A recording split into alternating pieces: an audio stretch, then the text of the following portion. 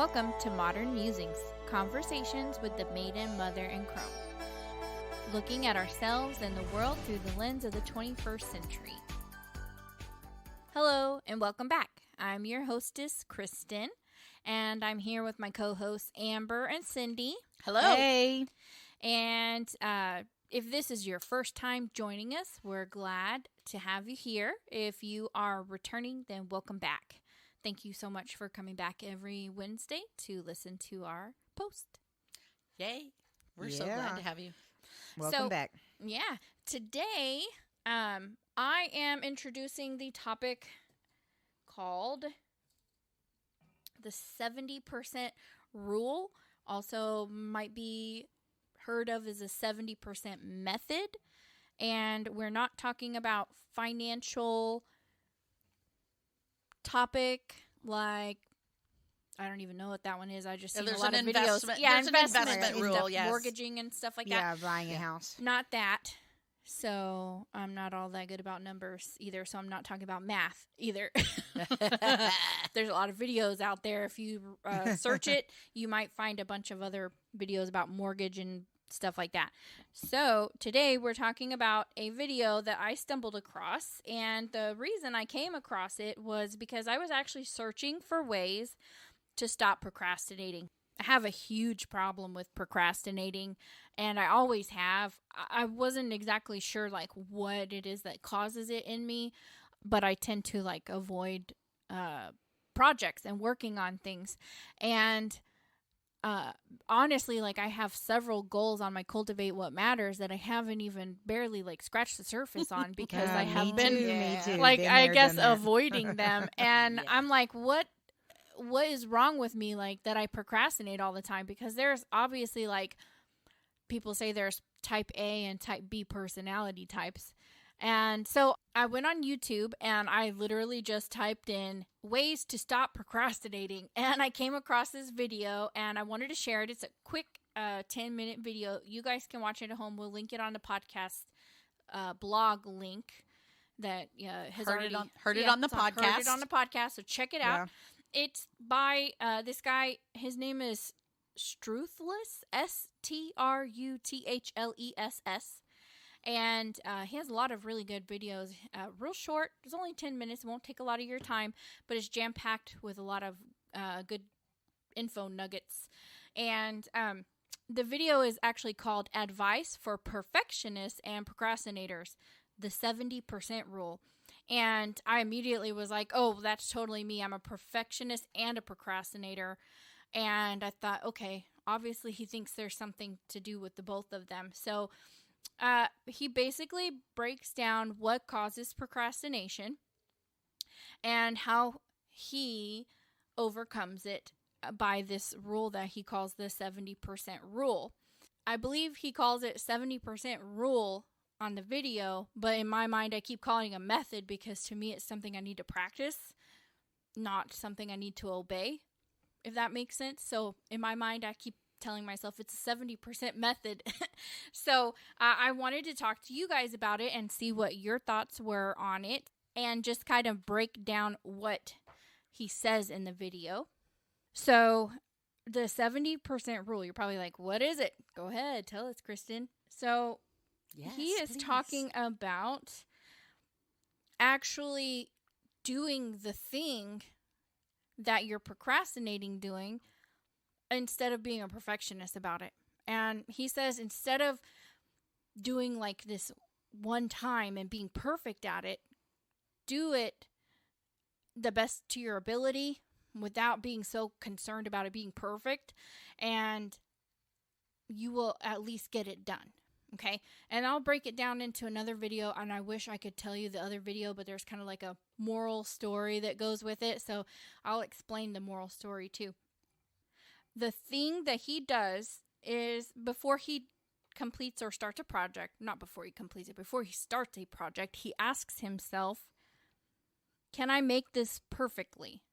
And then he answers that question, which is obviously no, because nobody's perfect. Yeah. And then he asks himself, can I do it 70% greatness?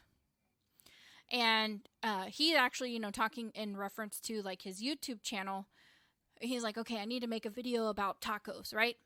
And can I make a video about tacos perfectly? And no. No, nobody could. I mean, there's so much to put in about tacos, right? But can he produce a video that's 70% awesome, right? Yes, anyone can. If 70% is acceptable, that's passing in school. That's a passing grade in school, yes. Exactly. Yes. So his idea was being content with anything over 70%. 70% or better. Above. Okay. But not like beating yourself up about it if it's 99%. Or even 80. Right. So, say for instance, you have a beautiful personality. You're a wonderful person.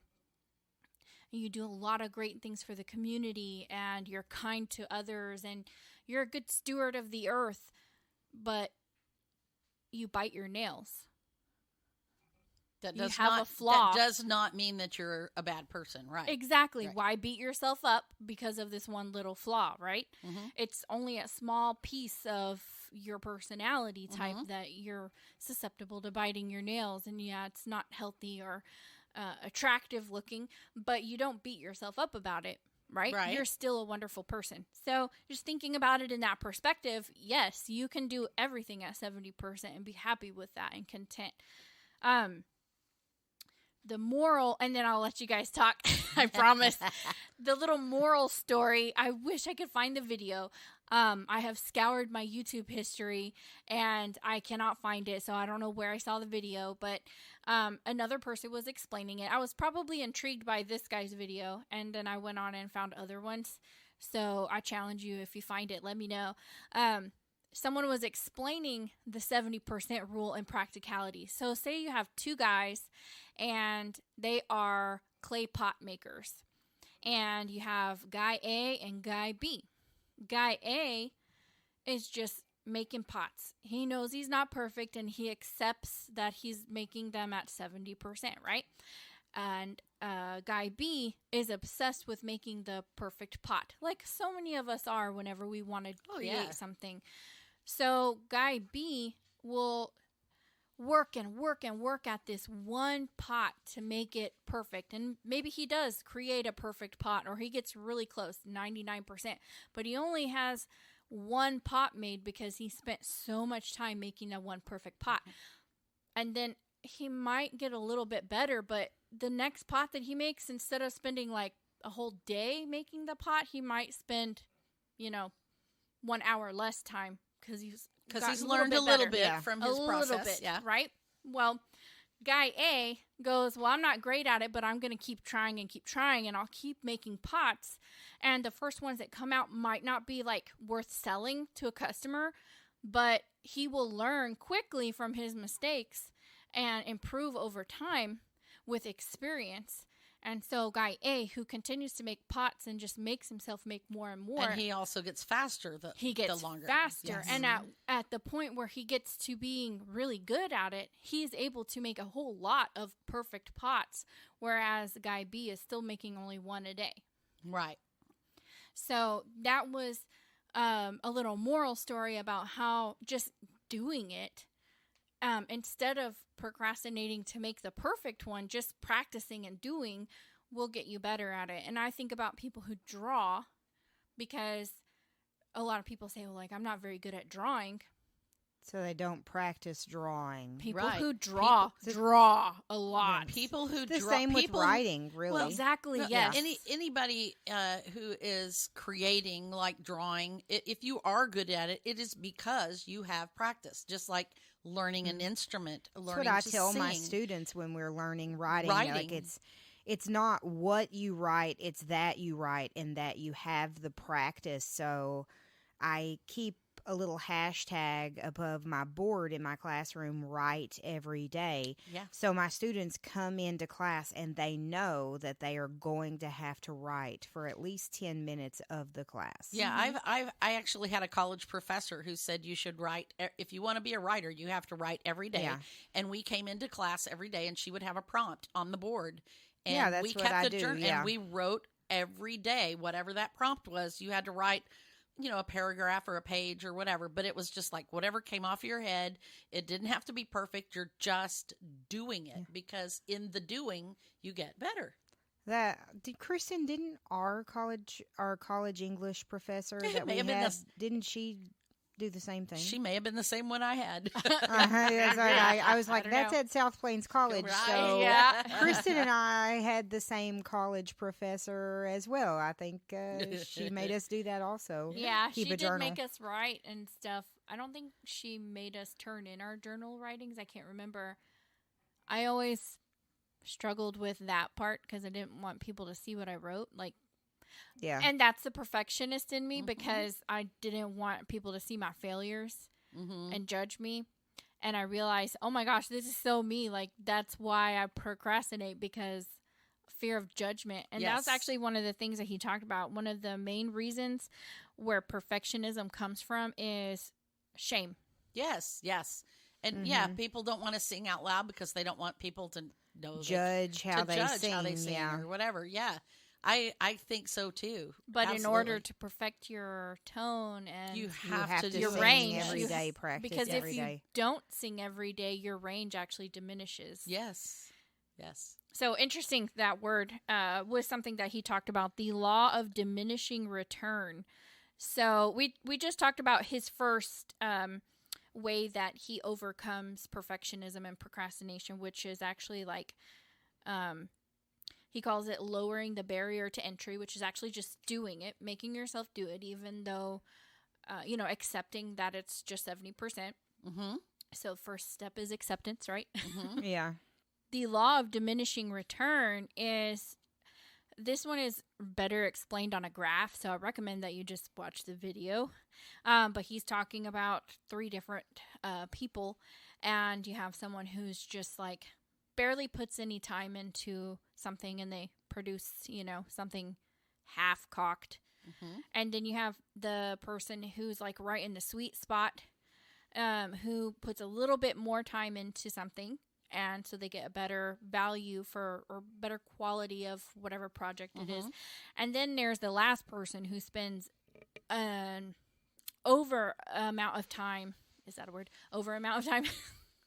Too much time? Too much time. Thank you. Sometimes the words are just simple words right there I could just grab. But so this other guy uses way too much time trying to perfect something and actually has a lower quality product. And I really think about that in terms of some pieces of artwork you might look at and go, wow, that's a masterpiece. Could you imagine if the artist had continued putting paint on that painting? They probably would have made it worse. Yes. Because sometimes you can overwork. Yes. Something. Yeah. And I think about that sometimes with scrapbooking. Sometimes I'll be trying to add more things to the page, and it's gone too beyond. Much. Yeah. It is much really too much. You got Yes. too many stickers and too much glitter, and sometimes it overshadows the pictures, which is the sweet spot, right? Yes. So thinking about it that way. Do you guys have any other ones besides your writing? Any other hobbies or work things where you think that 70% would help, or where you can see that? Well, I know my writing, I overwork my writing a lot, and sometimes something that should be a quick and easy email or something like that will wind up taking me 2 hours or to write. rereading it over and over. Did I mess up this grammar, especially if I'm sending a work email? Oh yeah. Did I? Because it bothers me so much sometimes when people send out a work email to everybody and it's just really horribly written, and it's did they not even proofread it just a little bit? See, that's you're afraid of. Yeah, I'm afraid of looking sounding like that dumb. Well, because with, she's an bad, English teacher. yeah. She Exactly. doesn't want to be judged as an English teacher Exactly. with bad See, grammar. it's associated And with shame. Yeah. With me, same thing. I want to sound like I know what I'm talking about, and I want to have that authority in my voice or whatever, and I want to be well spoken or well written. Yeah. So I feel that way at work too. Yeah. Sorry. Go ahead. Oh, I was just saying, back on to teaching and stuff, lesson plans. I have the hardest time getting my groove at the beginning of the year, especially when they change the lesson plan format. Oh, yeah. And it's just like, it's so hard to get in the groove because I want it to be perfect. Yeah. I always want it to be perfect. And then, like, when I start banging it out and, like, submitting and finishing, I go back and I'm like, are they going to look at this and be like, is she dumb for saying this? You know, because, like, the more I get into the groove, the faster, I don't know, 70% or whatever, I just keep producing it. And I'm afraid that, you know, secretly that they're going to go back and look and be like, this doesn't make sense. Right. You know. So you're afraid of producing it too fast and then being judged for giving a rush job. But then I get in trouble if I don't produce it in a certain amount of time. It's damned if you do, damned if you don't. And that's applies to the travel industry too, because I get calls for quotes, you know, and people call for a quote. Well, they want something really quick, but if I spend too much time overthinking that and trying to find the perfect or whatever, they will go somewhere else or give up or whatever. So there's that.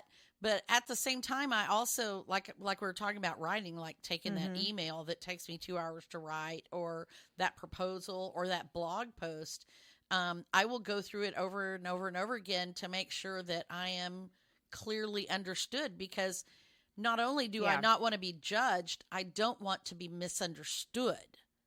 Exactly. And I think that, you know, I'm very picky about words and my use of words, because I want my words to be exactly what I want them to mean. Yeah. I have that same experience with work, because I do have to send a lot of emails back and forth, and mine are usually for coaching opportunities with someone. So I want to be really particular about the words I choose, because I don't want to hurt anyone's feelings or come off like grouchy or rude or condescending or anything like that. I want it to be a positive experience where I'm giving out good feedback that they can use to grow with. And so my biggest fear is that whenever I write an email and I say, hey, I listened to your call and this is my feedback for you. You didn't do this. Make sure you don't forget to do that. If I leave it simple and short and sweet like that, my fear is that someone's going to be like, wow, she's mad at me.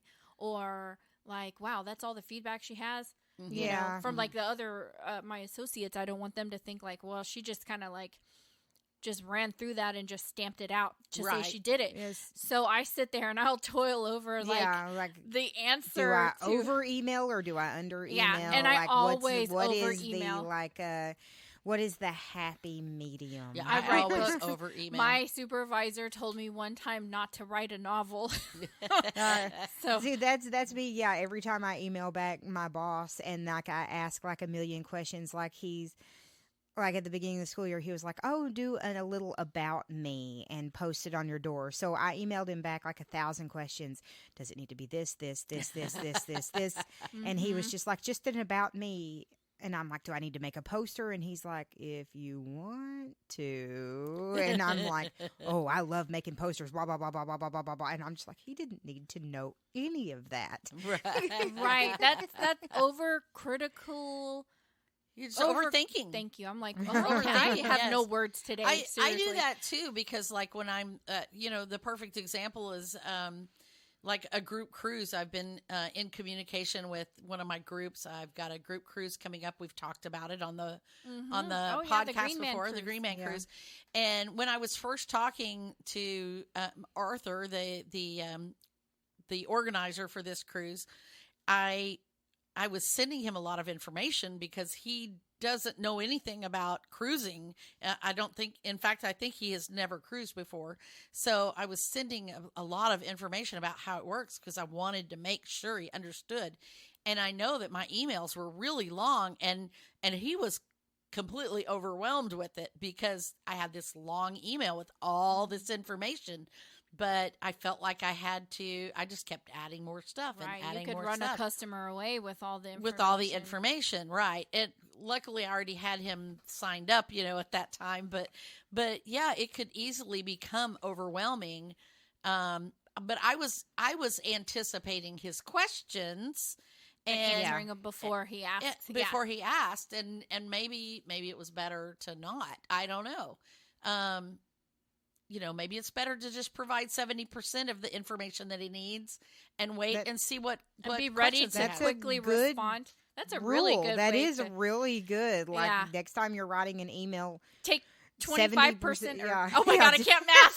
I can't talk more math. No, she cannot math. No, she cannot take math. 30% off of it. Okay, so this goes back to another thing, and it's attributed to Coco Chanel, and her. I don't know the exact quote, but the idea was that when you're accessorizing your outfit, that you take off the last thing that you put on. Whenever we were learning about job interviews for teachers or just job interviews in college in general, there was like a rule to not wear too much jewelry to a job interview. Take if you're wearing jewelry, take at least 3 things off, unless you're just wearing one thing, of course. Right. But that's what she was talking about. You've got your earrings, you've got your bracelets, you've got a brooch, you've got a necklace, you've got a purse, you've got a belt on your dress. Take one of them off. Just take one off.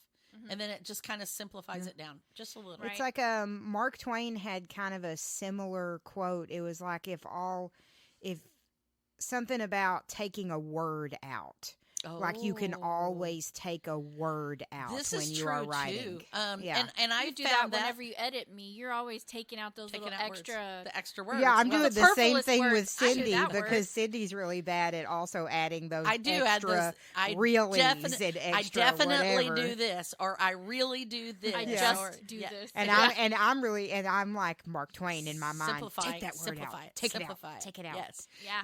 There's all, and I do that when I edit you too. And when I edit myself, I will look at a sentence and I have to, or particularly if I have to do something within a certain number of words or a certain number of characters, I can always go back and find lots of things that I can just, I can eliminate that word. I can eliminate that. Let me tell you, what is the most simple understood story in English that we all know? I am. See Spot Run. And that kind of goes back to like making the jars, right? Or making the clay pots. Yeah. Yes. Just get the basic sentences out and form the sentences and write. Right.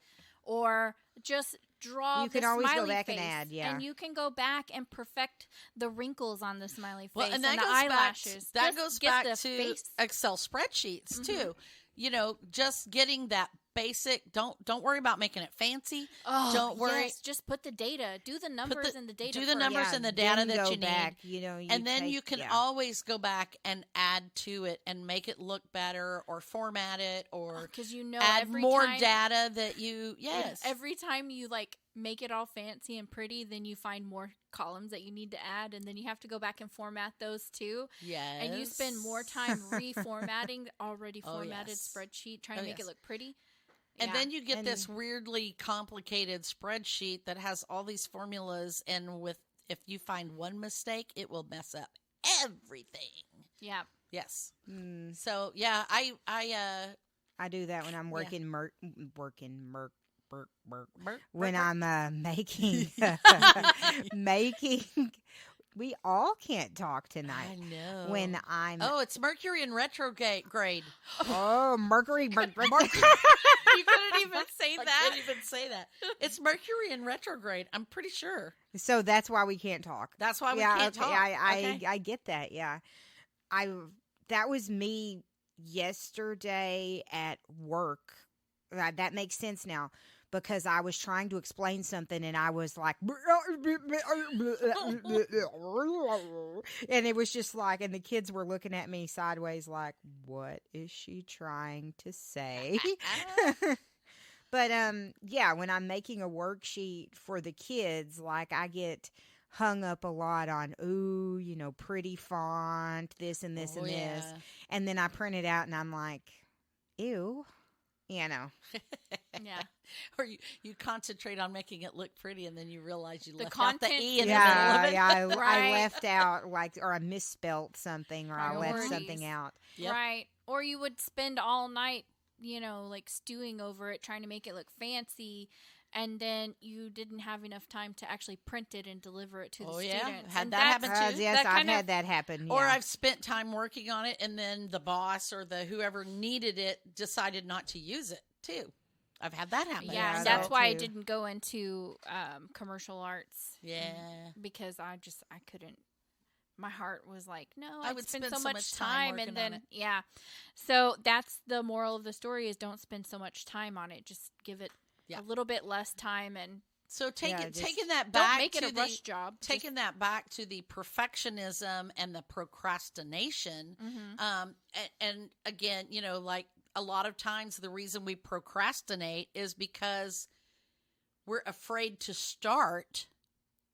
Yes. On that video, ding, ding, ding. one of there were, like I said, there were so many things on his video that I couldn't tell you every little thing. Each sentence he said had something to take away.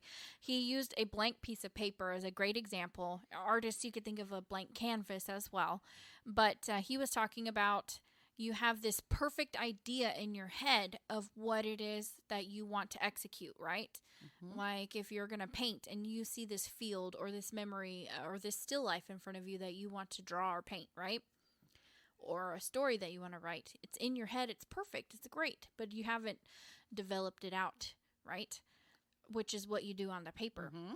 So you have this perfect piece of white, clean, unused paper. It is perfect. It is perfect by itself, yes. Right? The moment that you put your pen to that paper, it is no longer perfect, right? Because you are adding something to it. And that's the thought that we have, is that fear is the moment that I draw on that paper, it could be wrong. And so that's why we hesitate, because we're afraid of the first thing automatically being wrong. That really comes back to when I first started scrapbooking in the early 2000s. And I'm not talking, I actually have been scrapbooking my whole life, but in the traditional sense that we know it now, using acid-free papers and, Creative Memories or whatever brands all that these people new products, all these new products that came out, I started that in the early 2000s. And I had been wanting to scrapbook for the longest time because I had done scrapbooks before. They were nothing like the scrapbooks that you see today, but I wanted to make them. I thought they were a wonderful way to showcase my family histories. And I had all these photographs and I wanted to do it right. And I spent all this time cataloging my photos and getting them all in order and all this stuff, but I never stuck the pictures down on paper. And it was kind of a, I don't know where to start kind of thing. I don't know where to start. That question, that question of I don't know where to start, that comes from perfectionism. Right. And it's because you think it has to be perfect in order to start. Done in a certain order. And done in a certain order, that's the which is a reason fallacy. Why I've never started scrapbooking, because But I actually got invited with a friend to go to a scrapbook party, and they talked me into just bringing some pictures and just stick them down. And I did. And I wasn't entirely happy with it. In fact, I will tell you that several years later, I came back and peeled those pictures up and redid it. Mm-hmm. But that act of just sticking the pictures down on the paper was enough to get me started and to get me over that hump of that fear of starting. Right. And it's the same thing with writers. How many writers out there are there that have the perfect book in their head and they never start writing it because they don't know how to start? And my answer to that is you start in the middle. Right. No writer ever starts with the first line of, well, I'm sure there are some. There may be some that a have lot of line. stories start in the middle. Yeah. Yes. And you start there and then res. And there's actually a saying for that. Yeah, yeah. Okay. That's Latin. Say it again. In medias res. Okay. In the middle. In the middle. Okay. So I often do that. When I'm writing my blogs, if I have a point that I know I want to make, I'll start with that point and I'll work my way around it or to it. That's what I usually do too. If I have a list, I will start with the list, and then I'll build the introductory and the closing, arguments to go with that. A lawyer who is presenting a case for a trial, be it the defendant or the prosecutor, they don't start with the opening arguments. Well, No, they don't. Right. They start gathering evidence. Yes. They research the evidence. They find the meat of the story. Usually the opening argument and the closing are the last Are just a summary. Those are just summaries that... Yeah, but they're the last things that they put together before they go into trial. Yes. In fact, the closing argument, they don't write until it's time to close. Till it's time to close, because they have know to what they're going to say. They have to come back to all of the things that both sides have presented. So that's why you just start. It doesn't matter where you start. It doesn't matter if all you have is one word. You just start. And that's true of just about everything. Mm-hmm. And that 70% rule is pretty awesome, because you don't have to worry about it being perfect. It does not have to be perfect. It just has to be enough. And there's a common saying that we use often in our Goals Girl things and other situations. You are enough. You are enough. And so once you get it through your head that you are enough and that anything you can do is enough, then just start. So I have this actual perfect quote that I follow Vicky Freed, who is a vice president at Royal Caribbean International, because, I'm a travel agent. And so she sends out these little tips every day. And one of them that she sent the other day was this quote from Coach Benny from Rebel Fit. And it says, "Starting is what stops most people." Press play. Interesting. I thought that was pretty cool. It totally fits with this. Just start. I'm going to butcher it, but my supervisor always says, you don't make the shots you don't take. Well, that's true also. That is true also. Yeah. She says something like that. Oh, think about like shooting a basket. Oh yeah, think about the basketball players. They just, if they get an opportunity for a shot, they take a shot. Take the shot. Yeah. Take the shot. Don't hog the ball. Yeah, don't hog the ball. So, don't waste a good shot. Don't waste your shots. Yeah. Do a shot. Which kind of goes to like one of his things. He's talking about just doing the 70% actually helps you finish projects. How many projects have you started that you haven't finished ever? Because you're just like, I can't make it exactly what Weren't we just doing a podcast about projects that we were working a while back? And it wasn't a while back. It was about 4 or 5 episodes, maybe. Yeah, I can't remember. It wasn't that long. Like over Still a month working ago. on those projects, by the way. Same projects. Yeah, but that that we're talking about things that we had hanging around for forever, and we haven't even finished them. So, right. Yeah, but finishing does that. And that goes back to a Dave Ramsey thing also. When he talks about his debt snowball, he always says pick the smallest one first and pay it off, so that you have that sense of a win, because that win will give you the motivation to keep going. I do that often with my power sheets, because when I do my power sheets, I always have a mixture of big goals and little goals. And I usually try to find one of the small ones early on in the month to just do it and get it done. That way I have that automatic win. I've done something that was quick and easy, and I finished it. And sometimes that just gives me the impetus to just keep going. That's his last one. Is it reinforces the truth. So okay. That, finishing the projects just reinforces to you that you can complete them and that you are successful and that you can move on to other things too, especially if, unfinished projects are keeping you from starting other projects because you're weighing your, conscience down like, oh, I can't start this project because I never finished this one kind of thing. Just do it, get it over with, move on, stuff like that. Here's another perspective for thinking about the 70% rule and how you can apply it in your life. say that you aspire to do 100 push-ups. Can you, this very moment, how many of us can say we can just get down on the floor right now and do 100 push-ups? Ha ha ha, right? Not me. Not a lot of people, right? Only like some really actually people like who have already been doing push-ups. Exactly. Maybe. So in order to do 100 push-ups, you have to do 1 push-up. The next day you might be able to just do 1 again, and the next day, but the 3rd day or 4th day you might be able to do 2 push-ups.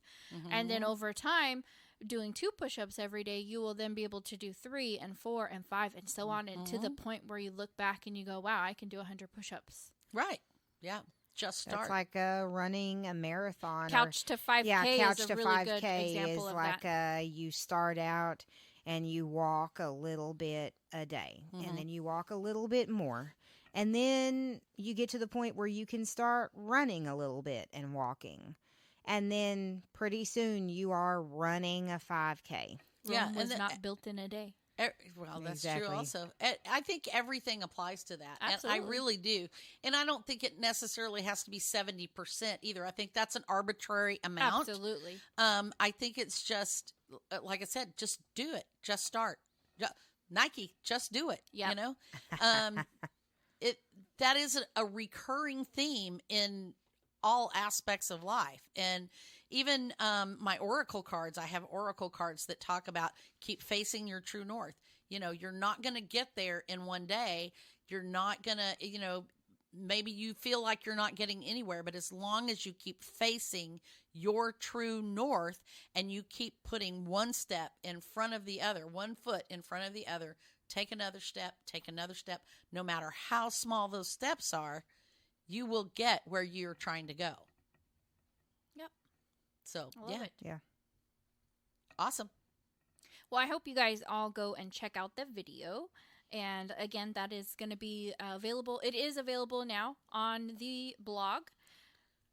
Yes, it came out this morning at the same time that this podcast will launch. And the podcast always has the same little image on it, and it says "Heard it on the podcast." Yes. Any podcast we should have.